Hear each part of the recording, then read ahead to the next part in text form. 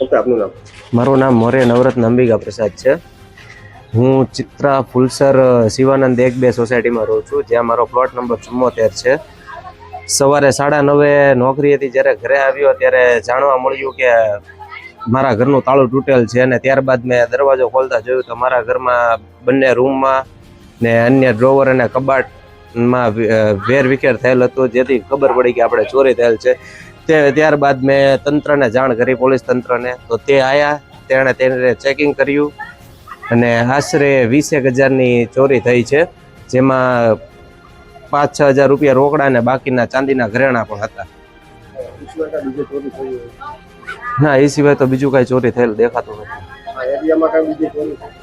આ એરિયામાં અમુક અવારનવાર ચોરી થયેલ છે, જેમાં 3-4 મહિના પહેલા વિકાસભાઈના ઘરે થઈ, હજી 2-3 દિવસ પહેલા પછી અમારી પાછળની ગલીમાં ચોરી થઈ.